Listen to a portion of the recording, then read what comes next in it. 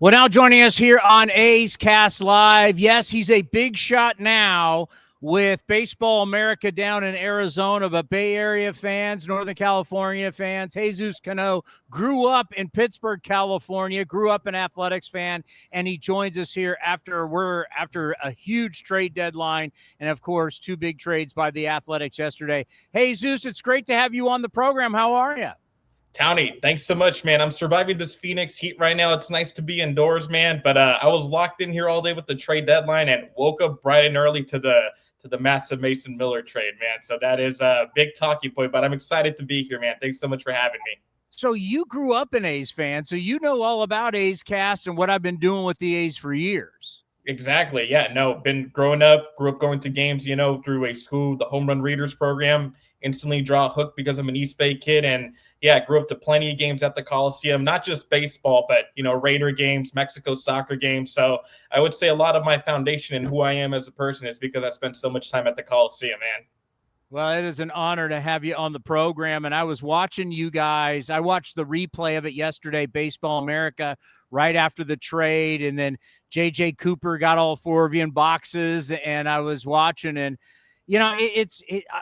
I totally understand for A's fans. They're like, here we go again. But this, you got to explain this is different. Like, this is when you get De Vries, who played already yesterday, he's playing again tonight for the Lansing Lugnuts at 18 years old. This is a superstar. He's one of the highest rated prospects ever traded. He's got superstar written all over him. And really my first question would be, if he was born in the United States and he was just graduating from high school and he was in the draft, how high of a pick do you think he would be if he went the traditional route and not the international route? 1 of 1, no question. I mean, there's a reason why he was such a coveted player from when he was 12, 13 years old in the Dominican Republic. I mean, this guy, you take a look at him, he is a ball player. I've got to interview him at the prospect pad for Baseball America. I've spoken to him in the past, carries himself like a big leaguer at just 18 years old. I mean, this guy is somebody that's going to be a perennial all-star. Scouts love this guy. They love watching him play. He has a lot of comps to Francisco Lindor. So I think that tells you all you need to know about Leo De Vries. A's fans should be excited that they were able to get him here. So you're saying if he was in the draft, he's going number 1?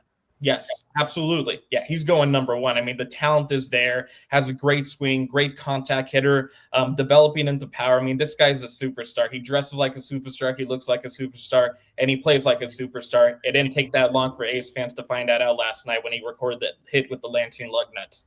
Oh, Mark Kotze told us a story earlier today when they contacted him. When the A's contacted him, he was filling up his car at the gas station going, I'm going to be in Lansing in 2 hours.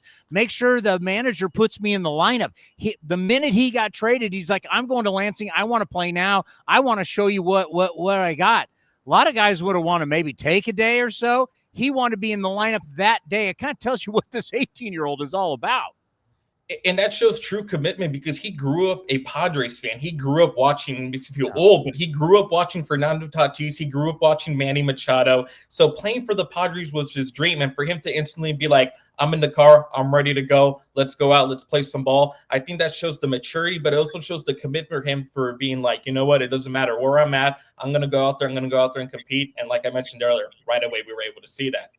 So we always think about, when a guy's 18 years old, it just seems like forever he's going to be here, right? Is it going to be at 23, 24 years old? He's going to have to get so many at-bats. He's going to have to mature. He's going to have to season before he's able to play at the highest level. I'm not so sure with this kid. I was reading yesterday that some people thought that with the Padres, he could be up in 2026. For sure be up in 2027. We obviously with the Athletics are looking at the timeline of 2028 for the new ballpark in Las Vegas. You've seen him, you know him. When do you think he could reach the big league level with the Athletics? I think he could definitely push for 2026, but I'm talking about late 2026. I think 2027, I think he'll be able to make it up to the roster. You got to also remember, this is a guy who skipped the Dominican Summer League. He skipped the Arizona Complex League and reported straight to low A Lake Elsinore, and now he's over in high A right now.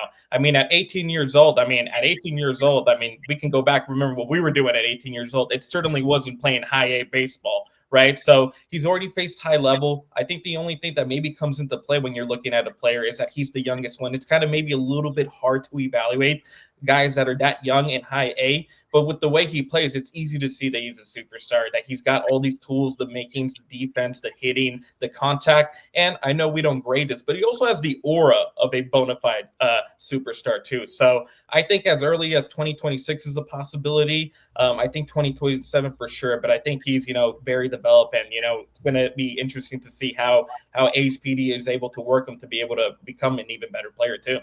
So I know Baseball America, you guys had different rankings. The rankings that I have are from MLB.com. I'm sure they can't be that different. So De Vries obviously was the Padres number one.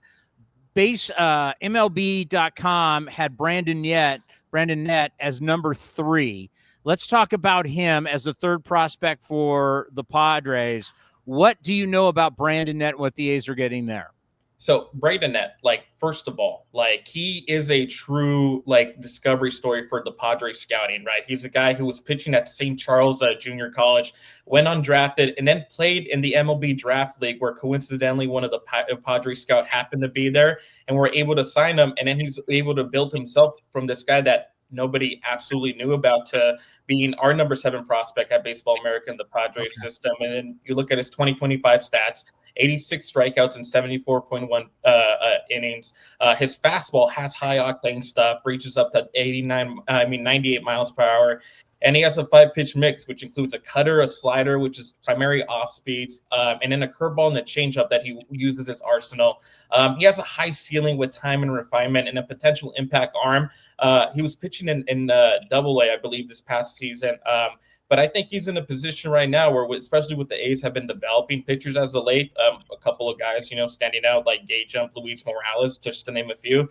I think he could be a guy that could finish the season in AAA and might be able to even compete for a spot, maybe next year in spring training, depending on what the rotation and what the bullpen looks like. So I think this is a true discovery, and it's a grinder, Chris. And I think when you talk about baseball players in the journey, you have to be a true grinder, and it really pays off when you're able to put in positions like this. So I think Braden Nett, with A's fans, and just as more information comes about him, you're really going to discover about the grind and also the attitude that got him to this point.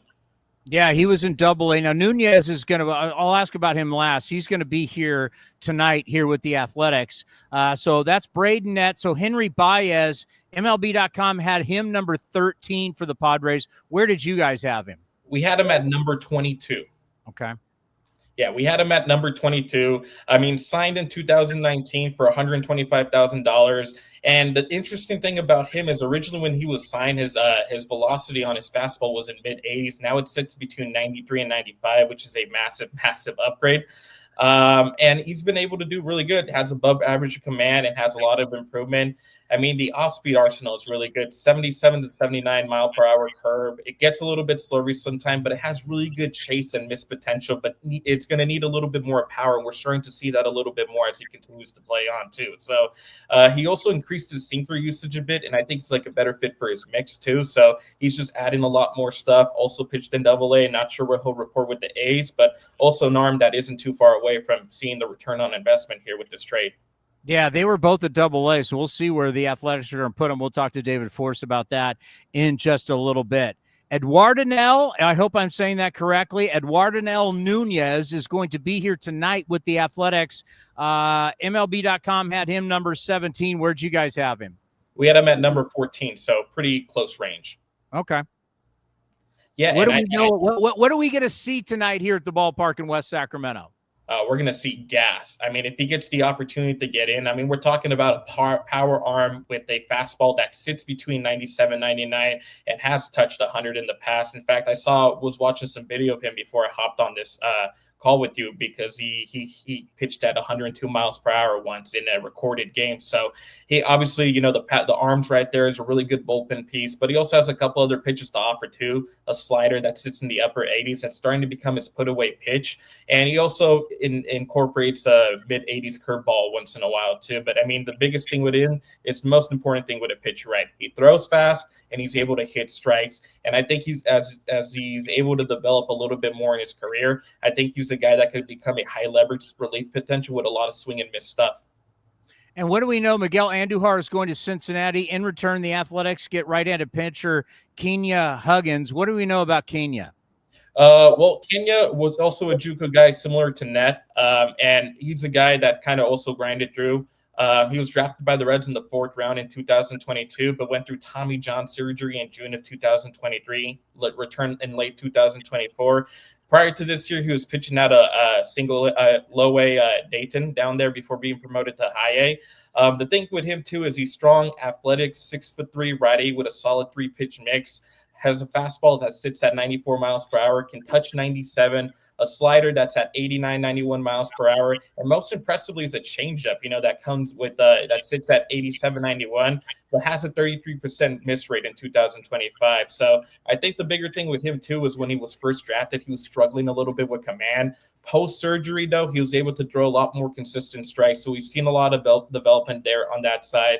I think for him, his potential, I think he's still a while away. But he was assigned to high A Lansing from what I was able to see, and as long as he's able to develop his secondaries a little bit more, I think there's a potential for him to have a role with the team at some point. I think his profile right now sits him more as a reliever, but if everything clicks well, if the A's are able to develop him properly, I think there's a potential that he could sneak into the rotation once he's able to move into the majors. Well, great stuff. We truly appreciate the time and the information. I got to tell you, from Commander Cody's standpoint, I've never really allowed a Fresno State graduate to come on the program. As you know, being a San Jose State guy, that just doesn't fly. But terrific job. Keep your phone on. We're going to keep calling you about information about a lot of our different players. Obviously, we've had a long-time relationship with Baseball America, and JJ Cooper has done such a great job. So really appreciate the time. We'd like to have you on a lot more here on A's Cast Live. I appreciate it. Thank you so much, Chris. And by the way, real quick before I let you go, if any A's fans want to pick up a copy of Baseball America with Lawrence Butler on it, it's not the cover, it's the wrap. The wrap is the draft preview that we have right here. But These are available to order at Barnes & Noble. Want to get the Law Dog laying down the law. Really good addition to the collection. But thanks so much for having me, man. And thanks so much. Wait. So that's at Barnes & Noble right now? You can get that? Yes. If you go to Barnes & Noble, you're able to get it so far. So it's all good. It's a great cover. I have plenty available for my friends too. So it's a hot commodity right now. Well, hey, you guys keep doing a great job. You guys always, you've covered baseball like nobody else. We appreciate the time and we'll be in touch. Thanks so much, Chris. I appreciate it.